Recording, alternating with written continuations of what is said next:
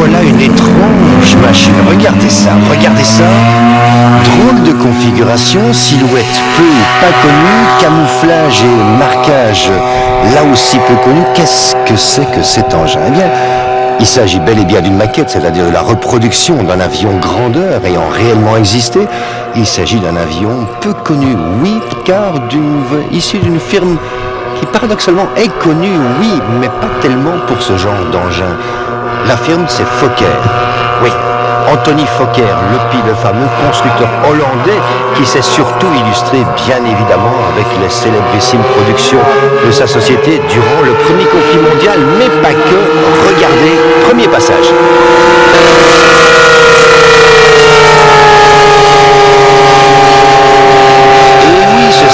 Un peu vite que Anthony Fokker a traversé le temps et le siècle et a non seulement fait les avions que l'on connaît ô combien pour l'Allemagne et l'Empire austro-hongrois au cours du premier conflit mondial, on l'a dit, mais également le second conflit. Et puis par après, Fokker a continué à produire notamment des petits avions de ligne après le second conflit, mais oui.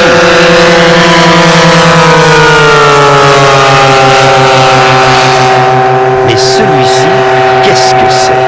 Alors maintenant qu'on sait que l'avion est hollandais au départ, on comprend mieux les marquages particuliers avec les couleurs orange et les crayons. Oui, ce sont les immatriculations d'avant-guerre pour les avions de la force aérienne hollandaise. Regardez.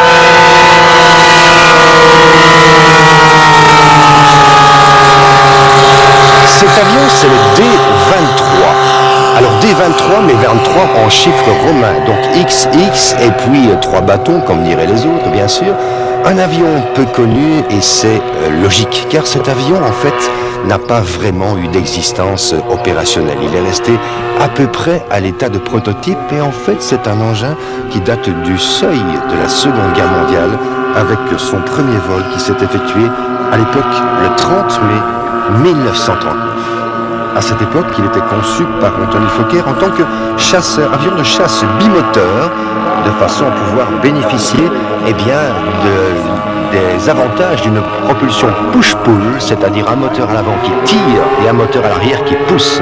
Et ça donnait cette configuration avec un fuselage bipoutre tel que celle-ci. Regardez ça!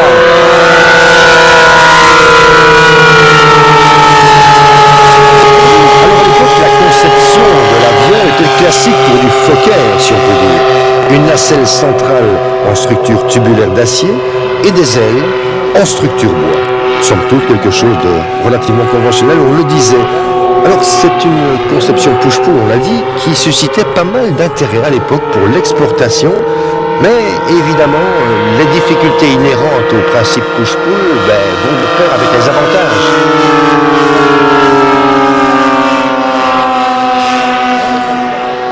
Et ces difficultés, bien évidemment, en premier lieu, il y avait les problèmes de refroidissement efficace du moteur arrière, enfermé là-bas au bout de la nacelle, et donc le moteur arrière avait tendance facilement à surchauffer. Et puis, il y avait le problème éventuel dans le cas de l'évacuation en vol par le pilote, avec l'hélice à l'arrière qui n'attendait qu'une chose, déchiqueter ce pilote. Donc tout ça a mené à un concept certes intéressant, mais qui n'a pas forcément eu, de viabilité par la suite, d'autant que nous étions en 1939, et tout le monde sait ce qui est arrivé moins d'un an plus tard, bien sûr.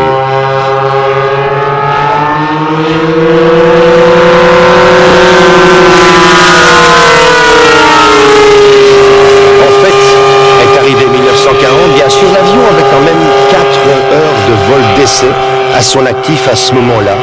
Et malheureusement, cet unique prototype, s'est fait détruire par les Allemands lors de l'invasion de 1940. Et donc, avant même d'avoir pu prouver ou pas la viabilité de ce concept d'appareil de chasse push-pull, le prototype déjà n'existait plus.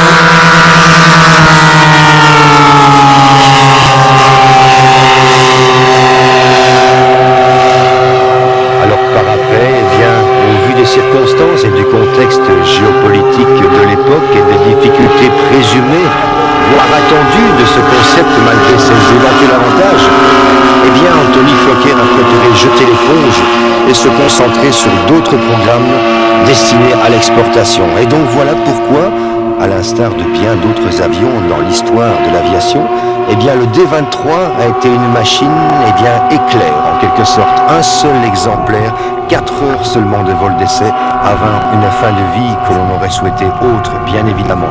Donc machine littéralement unique et qui explique bien évidemment sa relative méconnaissance, pour ne pas dire sa méconnaissance certaine, de la part du grand public. Cet avion, encore une fois, n'a pas eu le temps de prouver ses qualités et éventuellement les petits défauts à corriger. Regardez, on met les moteurs au ralenti, on se fait un petit passage lent. Ici, c'est le modèle de Patrick.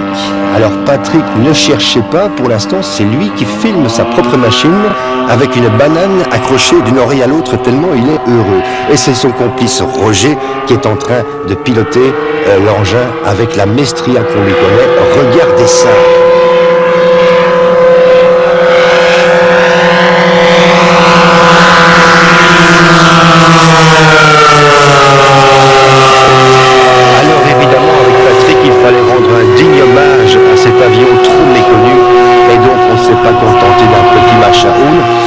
Imaginez 3,50 m d'envergure, et oui, 23 kg de masse, et pas moins de 2 fois 55 cm3 pour la motorisation, l'un devant, l'autre derrière.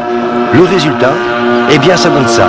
Une sorte de devoir de mémoire est assorti là devant vous, donc atterrissage annoncé. Une sorte, je disais, de devoir de mémoire de commémorer, de remettre au goût du jour, de dépoussiérer pas mal d'avions d'une époque révolue qui ont été oubliés par le temps et l'histoire justement, et c'est le cas de ce D-23. Donc à l'ami Patrick en train de filmer, merci.